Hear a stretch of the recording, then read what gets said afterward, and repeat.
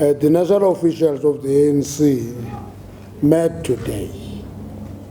When we talk of the officials, for those who do not know, are the 6 officials: the President, Deputy President, National Chairperson, Secretary General, Deputy Secretary General, and Treasurer General of the ANC, colloquially called the top 6.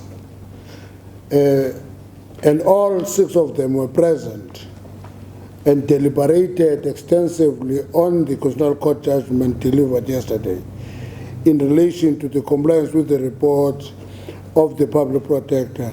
The ANC welcomes this well-written, extremely balanced judgment, which is testament to the fact that the Constitution of our country, adopted in 1996, truly remains an anchor, shield, and lodestar of our nation. The Constitutional Court undertook a routine exercise by the court, or taking it from the judgment, to declare certain acts and laws inconsistent with the Constitution. The President has assured the ANC that he will adhere to the judgment and implement all its 11 orders. The ANC has full confidence that the National Assembly will also fully adhere to the judgment and implement all matters pertinent to it.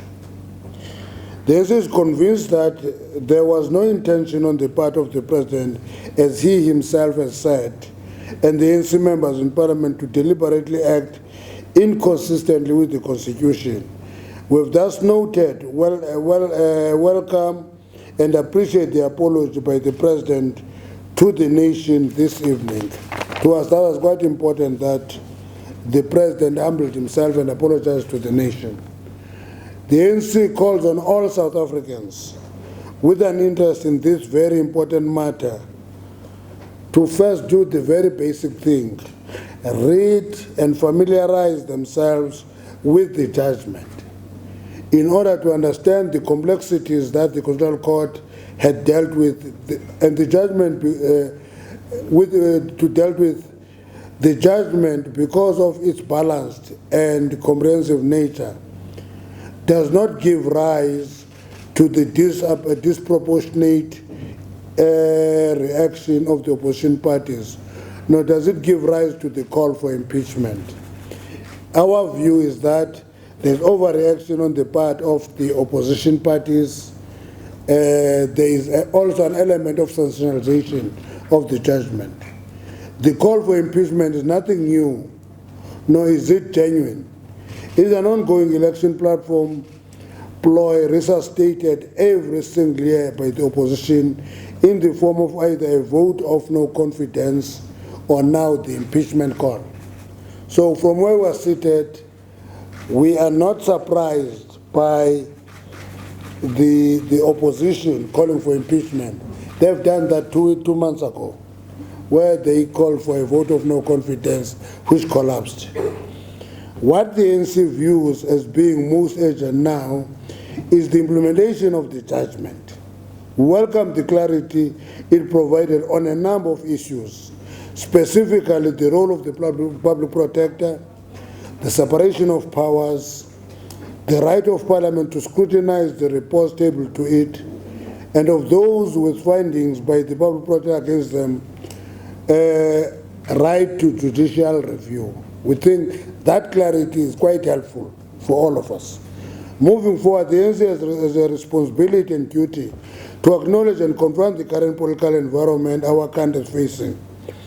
We are extremely weary of the attempts by the opposition parties and some section of our population who are eager for and encouraging the ANC to tear itself apart. You know, I listened to some leaders of the opposition parties saying to the ANC, do the right thing, fire Zuma. Basically a call on the ANC to tear itself apart. That is how we understand that call by the opposition forces. And this is an antithesis to foundation of unity that the ANC in our country is built on, and will thus be uncompromisingly resisted by the ANC. We are not going to play to the gallery.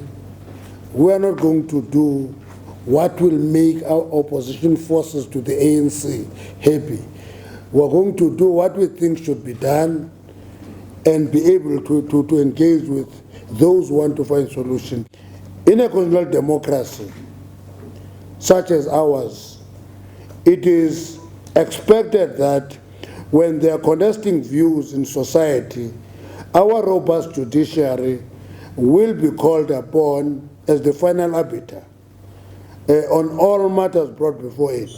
This, therefore, is a victory for our young democracy and concrete expression that the systems we created to safeguard and promote our young democracy are alive and strong.